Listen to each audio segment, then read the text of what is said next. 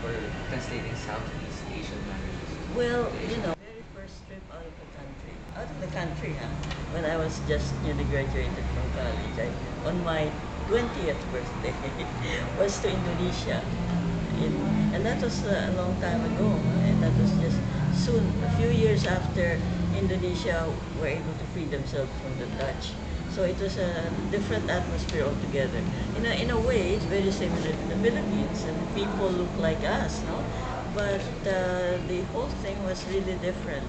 The whole atmosphere was quite different from us also. The culture was very different. And I met a lot of Indonesians as well as other Southeast Asians because I attended a world conference of students. And so there were people from, not only from the different countries of Southeast Asia, but also from India and other places. And so I got interested in Southeast Asia. I got to meet a lot of Indonesians, and I was interested in it. But at that time, I had a different mindset because I was bent on going to the U.S. to get my graduate studies, to work on English literature. So I set that aside. No, I mean I was really all enthused when I was there, but when I got back home, they went back to my track.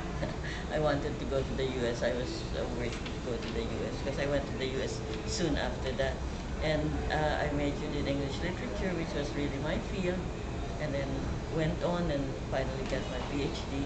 But when I had a chance to, when my husband was assigned to the United Nations as a UN expert, and we went to Bangkok, so we stayed there. We stayed there off and on. In my case, off and on for 5 years, no?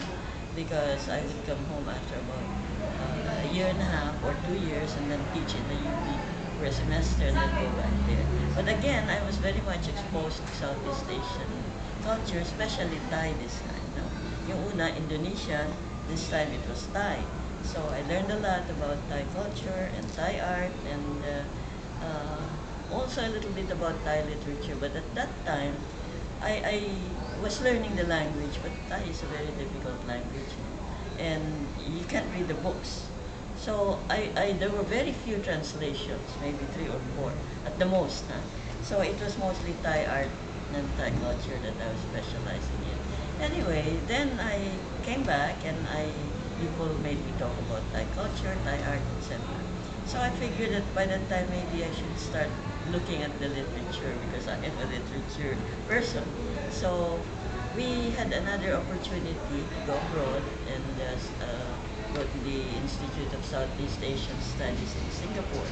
And there I was a visiting fellow, and I did research on Southeast Asian literature. They have a wonderful library. Again, I met lots of Southeast Asian, and I got a fellowship, a grant to go to Thailand.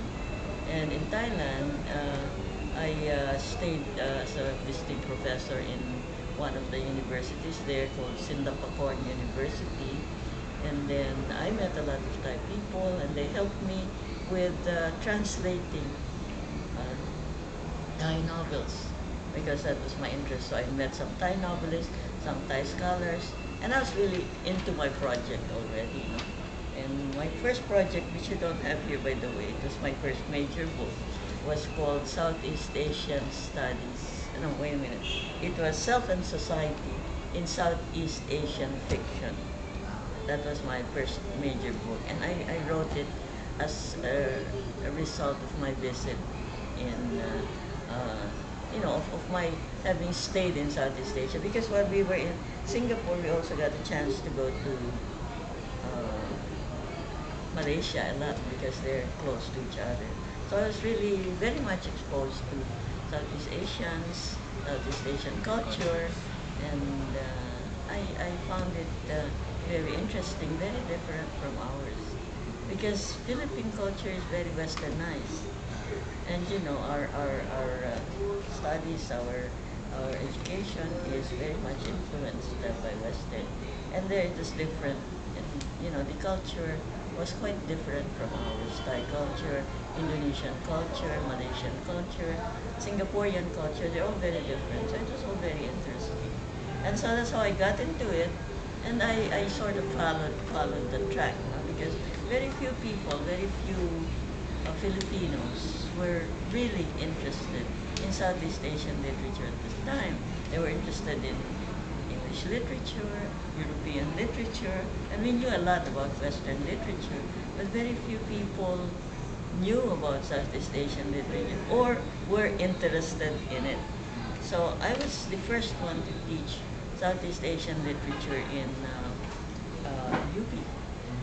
And I have been doing Southeast Asian literature now and then. Of course, I've done other things also, but I have translated, for instance, some books from Widya Ananta Tour, who was a Upo ka, para hindi ka but from Widya Ananta Tour, who was a Magsaysay Award winner. Wow. Yeah, but he was not allowed to come here because he was suspect in Indonesia. There's a lot of politics involved.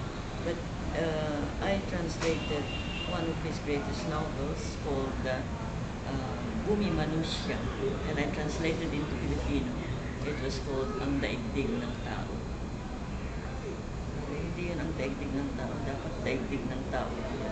Alright, so anyway, that's what I did. And I also translated a short story collection from the Thai. So those are other things that I did in Southeast Asian literature. No, I did translation. Then I was also researching on Southeast Asian women writers, and I asked some other scholars from Malaysia and from Indonesia and from Singapore to co-write